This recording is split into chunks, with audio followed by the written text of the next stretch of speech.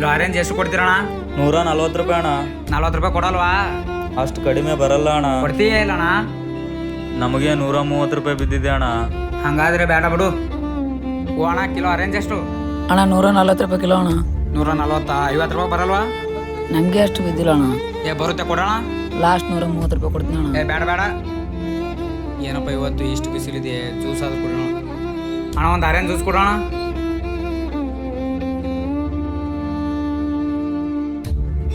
ಅಣ್ಣ ಅಣ್ಣ, ಆ ಜ್ಯೂಸ್ ತಗೋಬೇಕಾದ್ರೆ ಕಡಿಮೆ ಏನು ಕೇಳಿಲ್ವಾ?